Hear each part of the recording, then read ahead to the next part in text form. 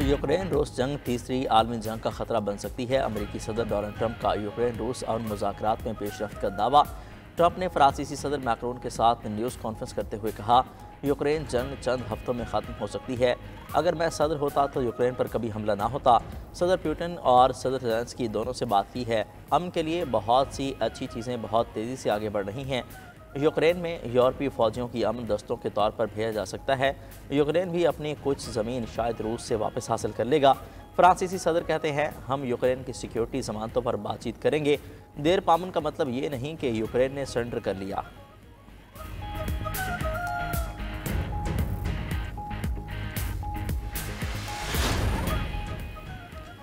Donald Trump का मौक़िफ़ रूस नहीं यूक्रेन के मफाद में है। रूसी सदर पुतिन की यूक्रेन जंग के हवाले से अमरीकी सदर के मौक़िफ़ की तारीफ़। कहा, अमरीका यूक्रेन मादनी मुआहदे से हमारा कोई लेना देना नहीं। मादनी मसाइल पर ताउन से मुतल्लिक अमरीका के साथ काम करने को तैयार है। यूक्रेन से मुतल्लिक मुज़ाकरात में यूरोपीय यूनियन की शराकत में बज़ाहिर हर्ज नहीं।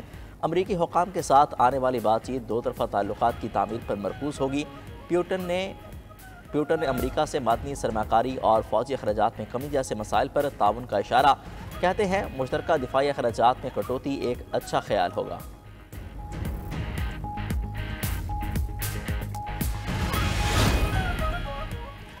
अमरीका की शदीद मुखालफत के बावजूद अक़वाम मुत्तहिदा में यूरोपीय हिमायत याफ्ता यूक्रेन करारदाद मंजूर। जनरल असम्बली में यूक्रेन जंग पर अमरीकी करारदाद नामंजूर। मीडिया रिपोर्ट्स के मुताबिक अमरीकी करारदाद में मास्को की जहरियत का जिक्र किए बगैर जंग के खात्मे पर जोर दिया गया था। यूरोपीय करारदाद में यूक्रेन में देर पा अमन और रूसी अफवाज के इनखला का मुतालबा किया गया। 93 मुल्कों ने करारदाद के हक में वोट दिया। रूस, बेलारूस, अमरीका, शिमाली कोरिया और सूडान करारदाद के खिलाफ वोट दिया। अमरीका का कहना है कि यूक्रेन पॉलिसी तब्दील नहीं की जा रही, इमदाद की तरजीहात पर नजरसानी होगी। यूक्रेनी सदर कहते हैं, ऐसी डील पर दस्तखत नहीं करेंगे जिसे 10 नस्लों को भुगतना पड़े।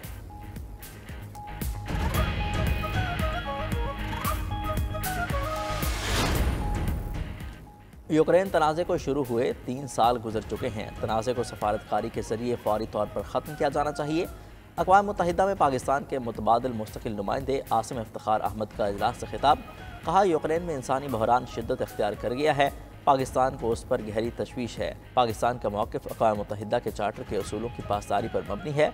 पाकिस्तान को अफसोस है, अक़वाम मुत्तहिदा का चार्टर आलमी सतह पर लागू नहीं किया गया। ख़ास तौर पर मकबूजा जम्मू और कश्मीर और फ़लस्तीन पर गैर मुल्की कब्ज़े में 7 दिहाइयों से अक़वाम मुत्तहिदा के चार्टर की खुल्लम खुला खिलाफ वर्जी की जा रही है।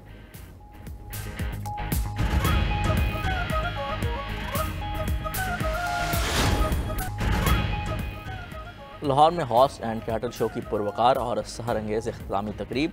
वज़ीर आला पंजाब मरीम नवाज़ और army chief general Syed Asim Munir की खुसूसी शिरकत। गुलकार राहत फ़तेह अली खान, आरिफ लोहार और दीगर फनकारों ने फ़न का मुज़ाहरा किया। लाहौर का आसमान शानदार आतिशबाजी से मुनव्वर रहा। इख्तितामी तकरीब में मुख्तलिफ दस्तों ने मशहूर कौन परफॉर्मेंसेस पेश की। पंजाब की रिवायती सकाफत पर मबनी शो से समा बांध दिया। 16 रोज़ा हॉर्स एंड कैटल शो के दौरान 20 बड़े इवेंट्स हुए। लाहौर में पहली मरतबा शंदोर पोलो के मुकाबलों से शहरी खूब महसूस हुए।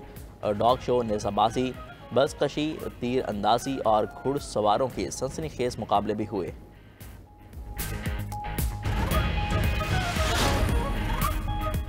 क्या साबिक वज़ीर आज़म ने 9 मई वाक़यात की मज़म्मत की?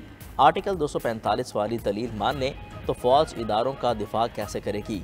फ़ौजी अदालतों से मुतल्लिक केस में आनी बेंच के सवालात। जस्टिस अमीनुद्दीन खान ने सवाल किया, जीएस के ऊपर हमला हो तो क्या आर्टिकल 245 के नोटिफिकेशन का इंतज़ार किया जाएगा? जस्टिस जमाल खान मंदुखेल ने कहा, कराची में रेंजर्स एहलकारों का ट्रायल सिविल कोर्ट में हुआ। आर्मी ऑफिसर छुट्टी पर जुर्म सरजद करे तो ट्रायल कहाँ होगा?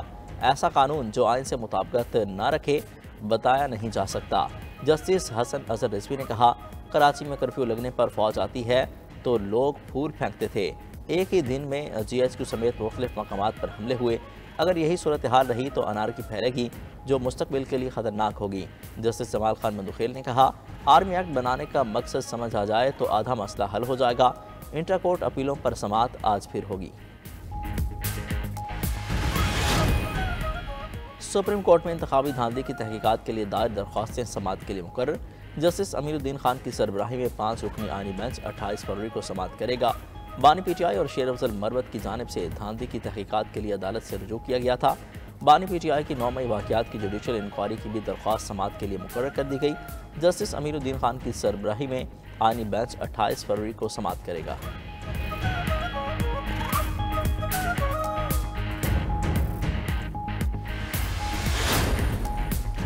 बानी PTI के जेल अखराजात में इजाफा हो गया। बुशरा बीबी के जेल में आने से अखराजात बढ़े।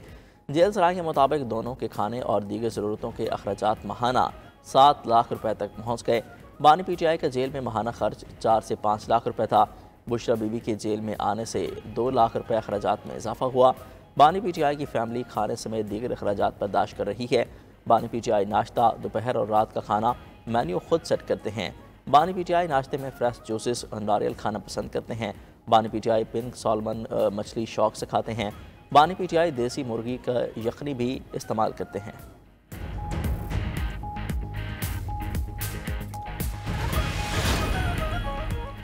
हुकूक के लिए आखिरी हद तक जाएंगे। गोली चलाई गई तो नताज के खुद जिम्मेदार होंगे।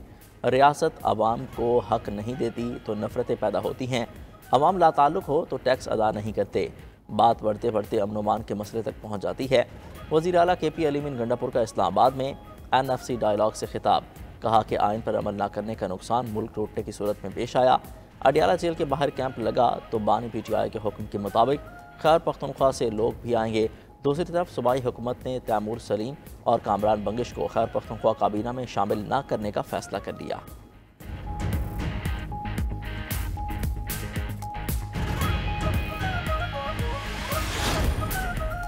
पानी के मसले पर हमें सड़कों पर आने की ज़रूरत नहीं।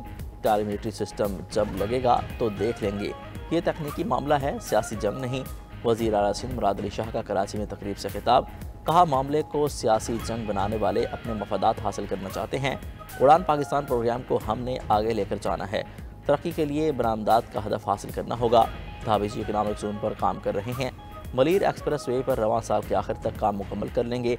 शाहराय भुट्टो को कुरंगी से M9 तक मिलाएंगे। वफाकी वज़ीर अहसन इकबाल बोले PTI दौरे हुकूमत में सिंध के साथ ज़्यादतियाँ हुई। सुबह सिंध में कुदरत ने हमें 400 साल का कोयला दिया। इस वक्त हमें सियासी नहीं इक़्तिसादी लॉन्ग मार्च की ज़रूरत है। पाकिस्तान में तरक्की की कुंजी सियासी इस्तेहकाम है।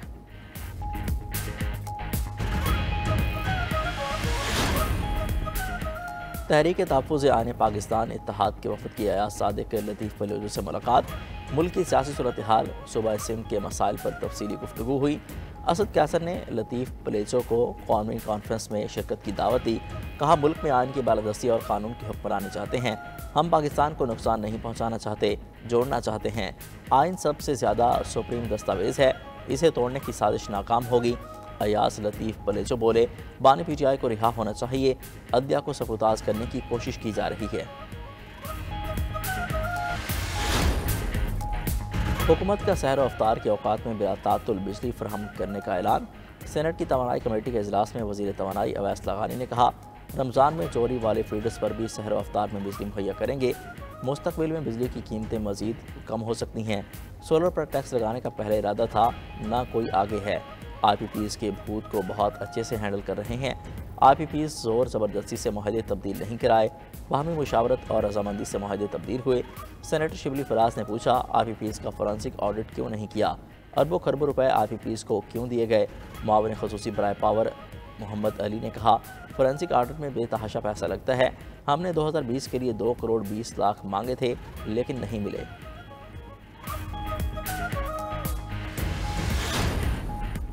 पाकिस्तान में पहला रोज़ा 2 मार्च को होने का इम्कान। 28 फरवरी को पाकिस्तान में रमज़ान मुबारक के चांद की रोयत मुश्किल होगी।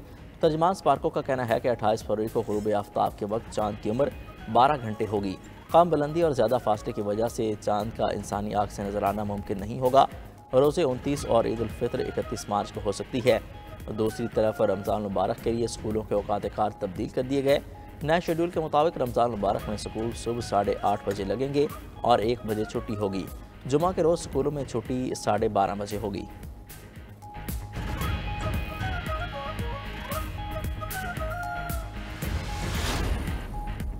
पंजाब और सिंध में बादल बरस पड़े। फैसलाबाद, मुल्तान और दीगर शहरों में बारिश से मौसम सर्द हो गया।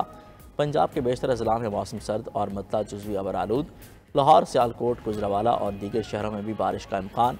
बलोचिस्तान, खैबर पख्तूनख्वा, इस्लामाबाद, गिलगित बल्तिस्तान और आज़ाद कश्मीर में मतला आवर आलूद। खैबर पख्तूनख्वा और कश्मीर के बाज़ मकामात पर मूसलाधार बारिश के साथ चालाबारी मुतवक्किल। सिहोनी रियासत की हट तरमी जारी, फ़लस्तीनी कैदियों को रिहा करने से इनकार। कहा अगले इसराइलियों की रिहाई की ज़मानत तक फ़लस्तीनी कैदियों की तयशुदा रिहाई पर अमल नहीं होगा। हमास ने फ़लस्तीनियों की रिहाई में ताख़ीर को जंगबंदी माहदे की खिलाफ वर्जी करार दे दिया। कहा फ़लस्तीनियों की रिहाई तक दूसरे मरले पर बात नहीं होगी। उधर गज़ा में 1.5 साल की बंदिश के बाद स्कूल खुल गए।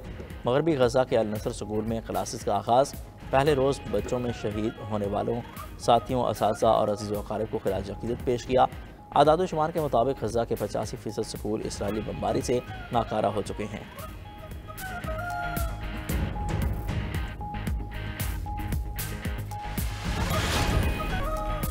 क्रिप्टो करेंसी की तारीख में सबसे बड़ी वारदात, नामालूम हैकर्स $1.5 अरब मालियत के डिजिटल करेंसी चुराने में कामयाब। कंपनी ने करेंसी वापस लाने के लिए हैकर्स को $10 करोड़ इनाम देने का ऐलान कर दिया। हैकर्स ने $1.5 अरब मालियत की एथेरियम नामी डिजिटल करेंसी नामालूम एड्रेस पर मुंतकिल की। कंपनी बायबिट का कहना है कि सार्फिन परेशान न हो, नुकसान की हर सूरत तलाफी होगी।